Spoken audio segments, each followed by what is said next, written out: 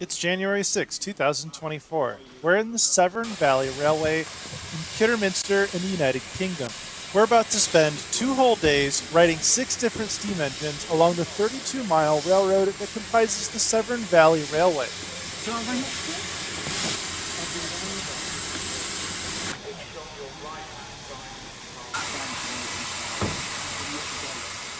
We're boarding the 8:30 a.m. departure from Kidderminster to Bridgenorth, calling at Bewdley, Ardley, Highley, and Hampton Load. This is the first departure of the morning, and the sun hasn't quite risen, so all the windows are foggy and you can see tons of steam coming off of the steam heaters on the cars.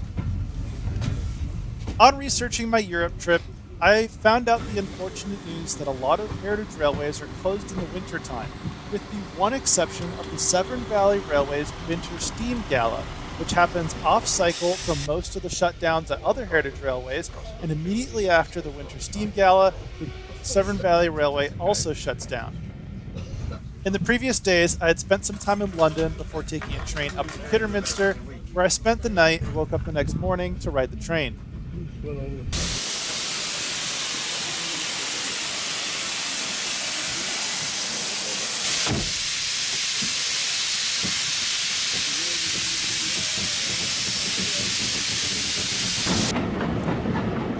Our first stop is Highley, about halfway through the route and the home of the Engine House Visitor Center. I got off here to photograph a Kidderminster train and then catch another train to Bridgenorth.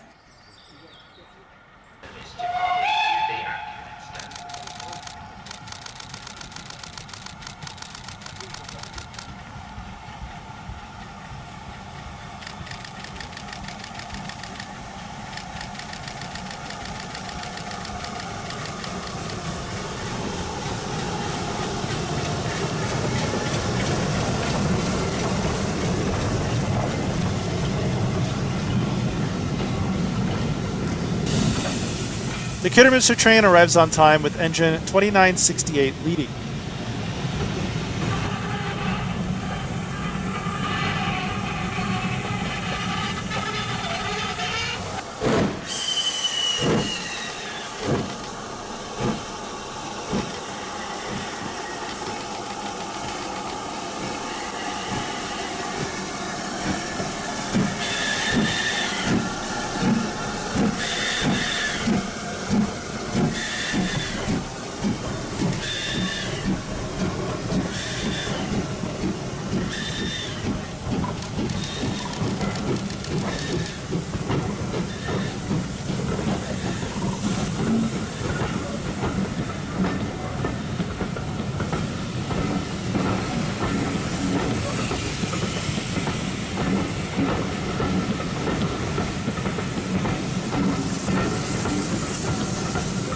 The majority of the railroad is single track, with passing sidings being at the station. You can see here this train's entering a single track section and will meet a train at Ardley.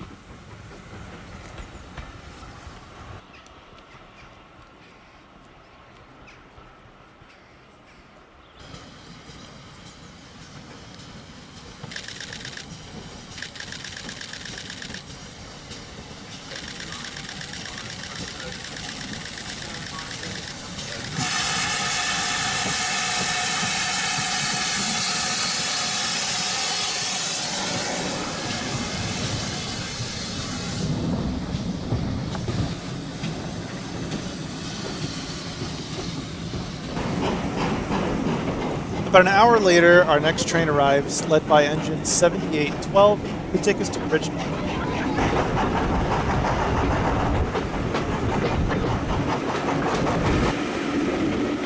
This was the part of the trip where I learned I could stick my head out the window to film, and I would keep doing that for the entire 2 days. Our train meets the local, led by engine 7714, which runs from Bridgenorth to Highley and is the only train to make stops at Eardington. More on that on day 2.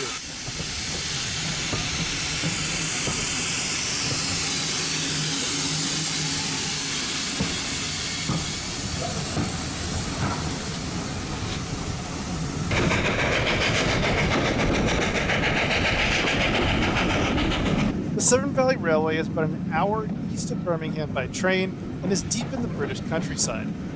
The full railway spans 32 miles, and all 5 stations are pretty small towns.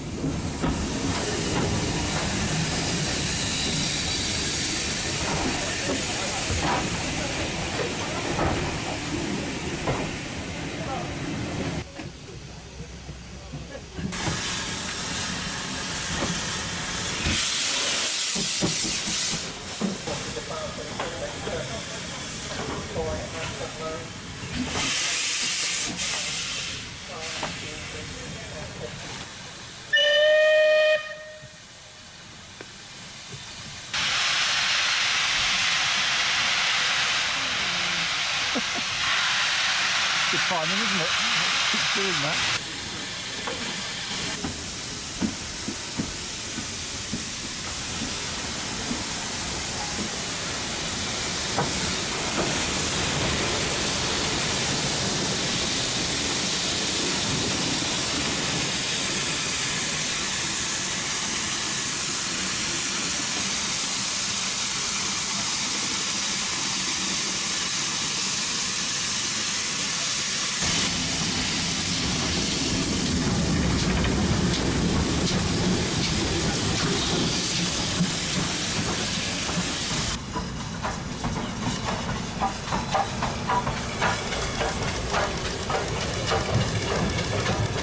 We're able to catch a bunch of switching at the busy Bridgenorth Yard, as well as the northbound arrival.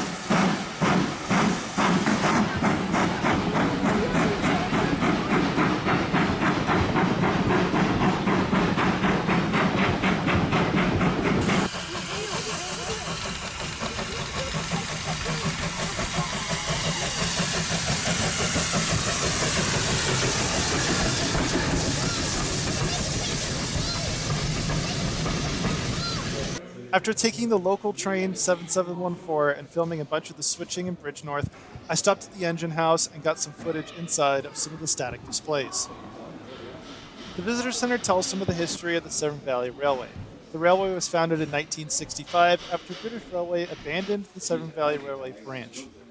Between 1965 and 1982, the SVR acquired the other sections of the line to complete the trip between Kidderminster and Bridgenorth.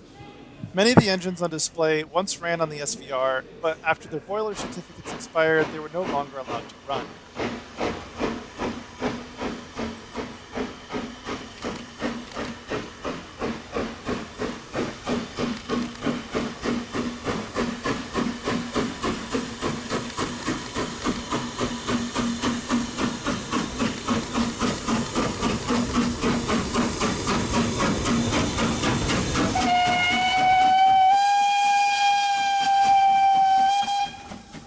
In between visiting the exhibits, a train arrived about once every half hour, making for plenty of train traffic for me to film.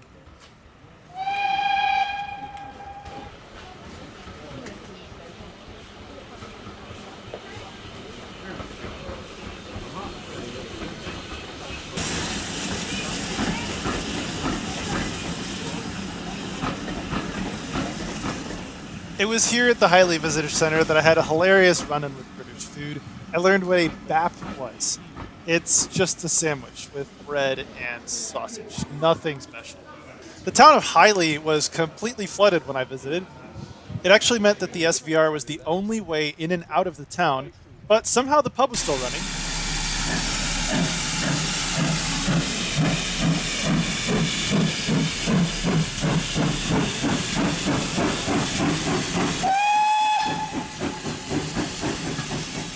only pub, one of like 3 structures in Highley, was open, and I got a pretty good steak and ale pie and a pint before making my way back to Kidderminster.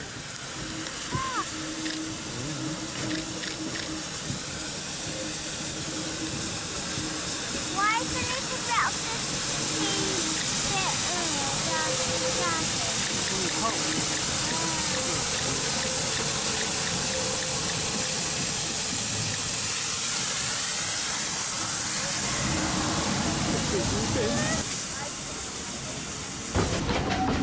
Our lead engine on the return trip back to Kidderminster is the Twa Valley. It was by far the largest locomotive of the weekend and pretty quickly became my favorite. It just looks really cool. My goal of the day on the first day was to just experience the visitor center and take a few trains, as well as take the nighttime train that are coming up. The Winter Steam Gala has trains running from 8 a.m. till midnight on day 1, so I was going to get my money's worth and ride them all.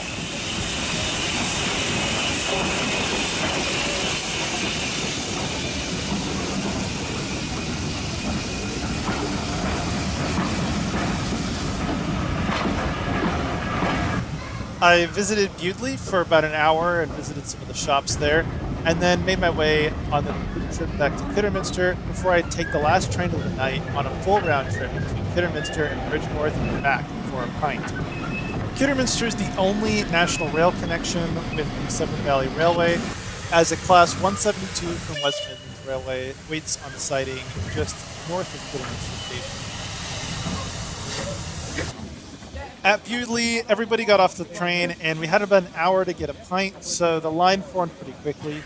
All the pints are themed after the various locomotives on the Severn Valley Railway, and after getting a pint, I had just enough time to get back on the train to Kidderminster. This does mark the first time I've ever seen security on a heritage or tourist railroad. I guess the locals like to go bar hopping using this train, so they have a couple security guards on there to make sure that locals behave themselves.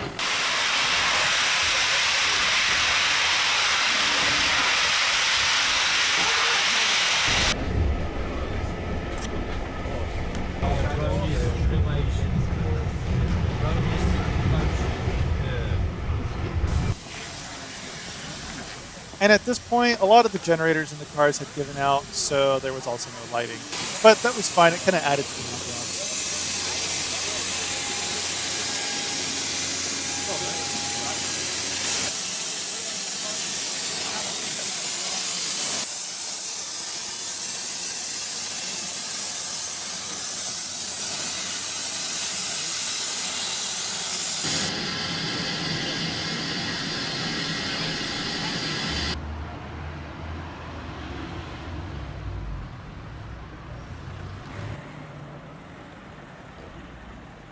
On day 1, I managed to ride a bunch of trains, visited Bridgenorth, Highley, and Bewdley stations. And on day 2, I would aim to complete the list of stations that I had visited and take a bunch more pictures of the train. And day 2 starts bright and early at 8:30, catching the first departure out of Kidderminster again. Today's goal is to complete the list of stations by visiting Eardington, Arley, and Hampton Road.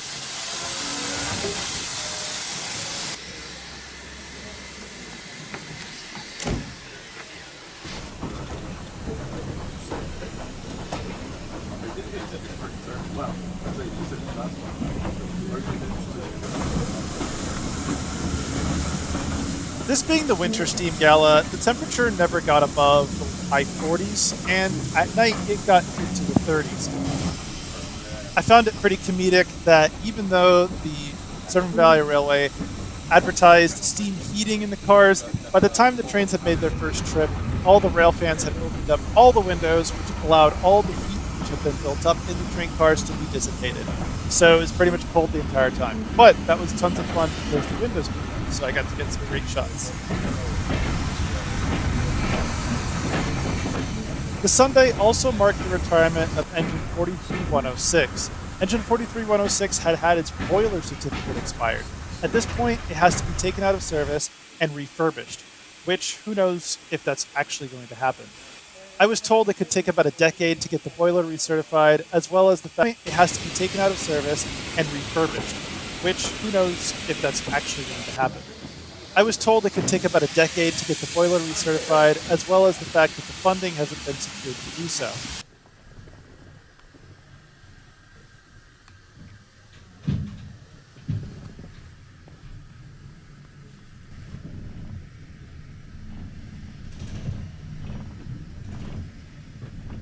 At Bridge North, I had a 4-minute connection to make onto the local train to Eardington. On this trip, I get a good look at what the compartments look like.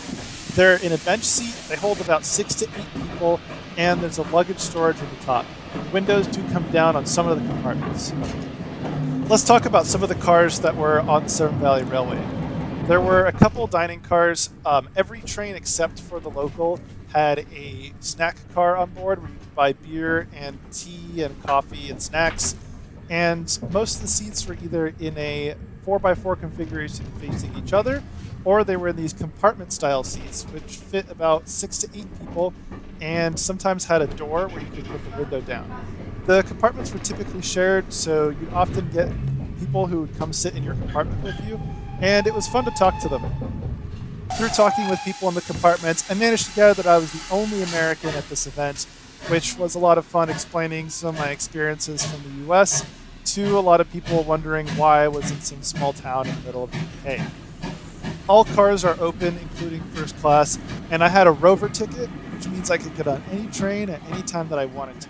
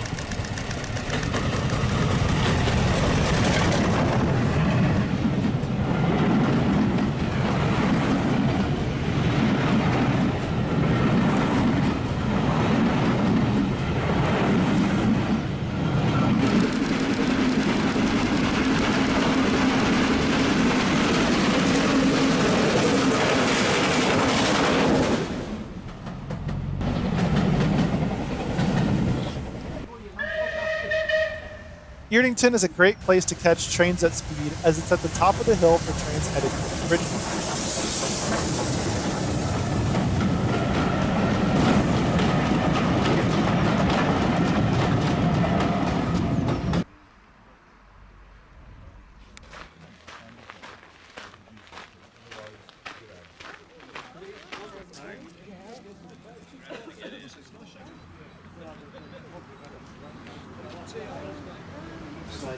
Yeah, that's it. He's getting paid for this, isn't he? The tiny Eardington station is run by a small local group of volunteers, which run the station, maintain it, and cook a bunch of homemade cakes, which were really delicious. There was also a small group of vintage car enthusiasts here. The group at Eardington was a lot of fun. It was a small group of people demonstrating what the station once looked like. They had the entire station renovated. They also had a gas light demonstration there.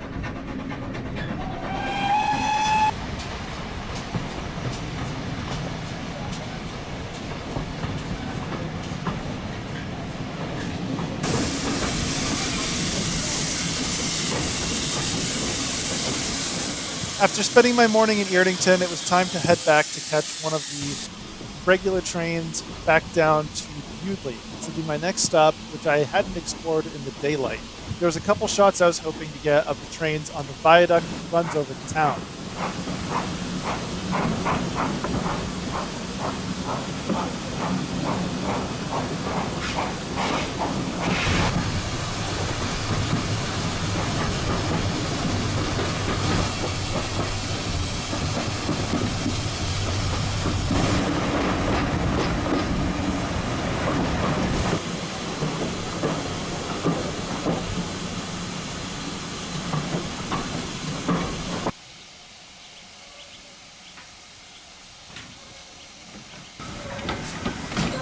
Another really tight connection, and I make my train.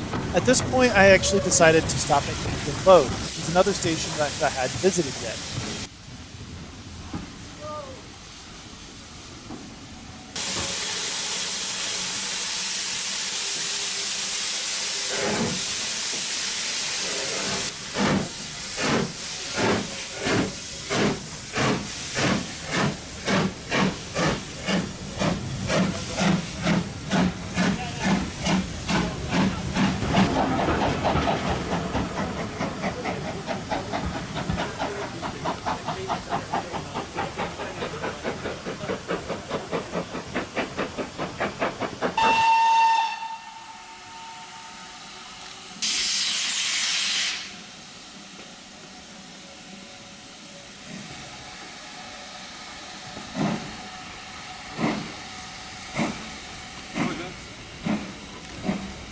good on that one.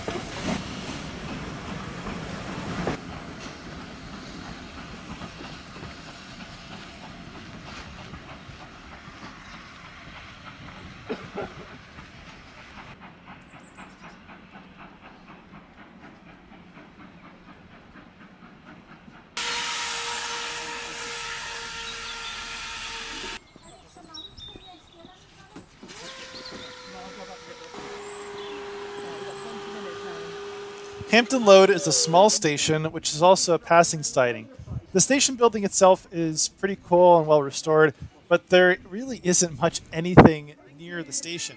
There's a small model railroad club, though, that runs a demonstration layout, which we got to see. Every station along the line had different volunteer groups selling artifacts of the railroad out of various cars or railway cars, and each one of these groups was actually raising funds for a specific locomotive's restoration, which is an interesting way to raise money for different locomotives to be restored.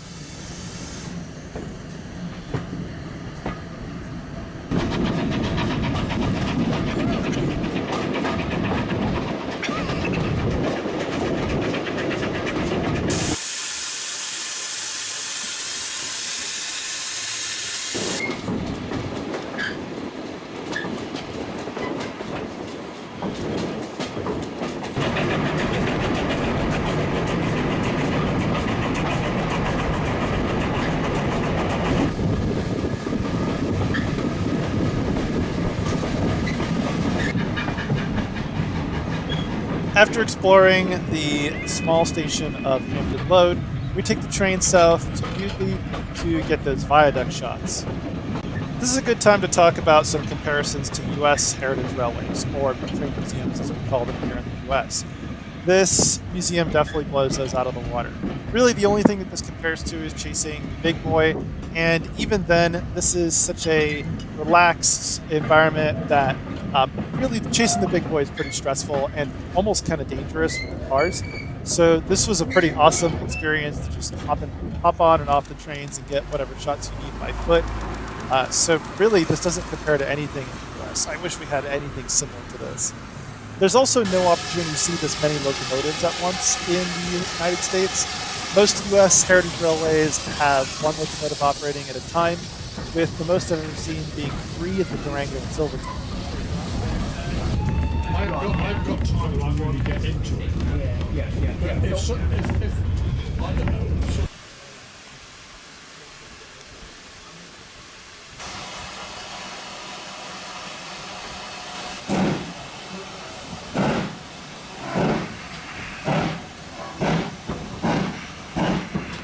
At Bewdley, I had another hilarious run-in with British food, where I ordered a cheese and onion sandwich. British food is great.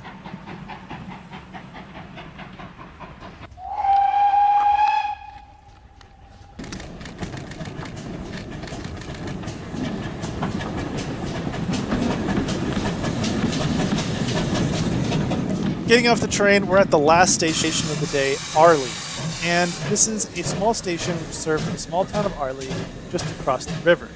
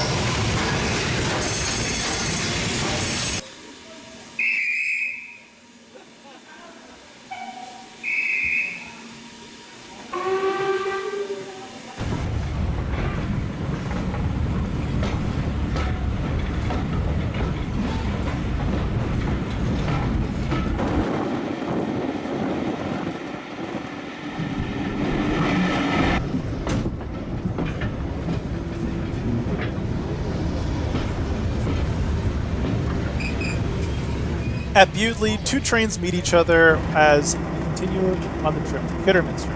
At this point, I realized I actually hadn't been to the museum at Kidderminster, so I wanted a chance to explore some of the museum and artifacts at Kidderminster before taking the final run of 43106 from Kidderminster to Bridgenorth.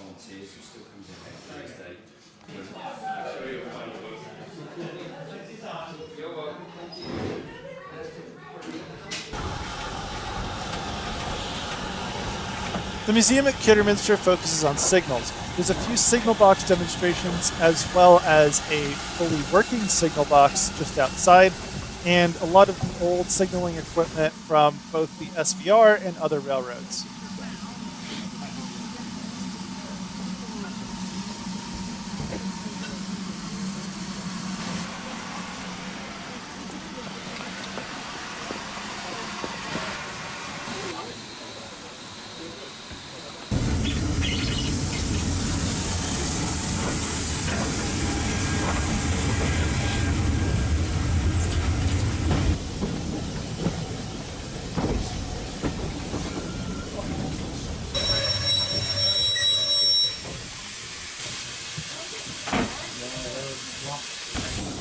After some exploration in Kidderminster, it's time to make the final round trip of my time at the SVR.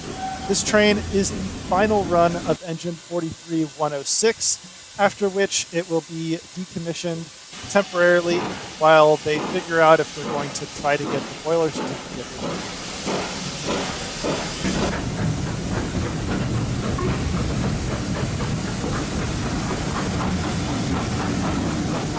At this point in the night, a lot of locomotives started to head back up to Bridgenorth, as most of them are either based in Hughley or Bridgenorth. That was emotional going up there, the whistles at the end.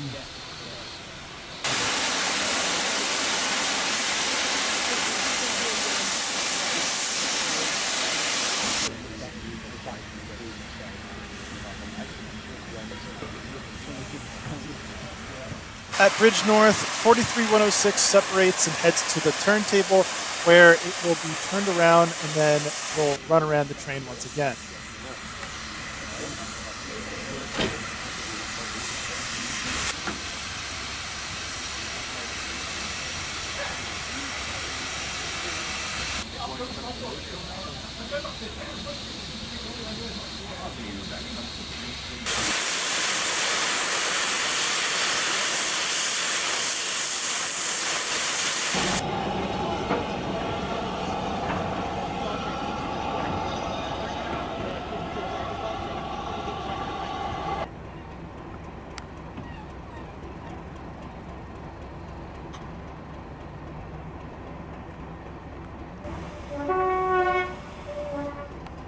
From aboard the return train, we get one last look at 43106 as it returns to the Bridgenorth Yard for the final time, at least for the foreseeable future.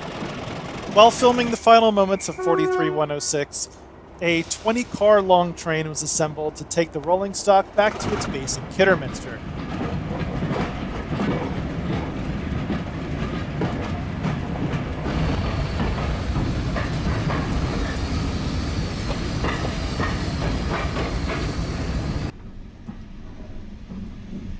Leading is Class 37, number 37263. The trip back gives some time to think about the journey that I've gone on the past 2 days. This was a pretty incredible train event to have had the opportunity to go to.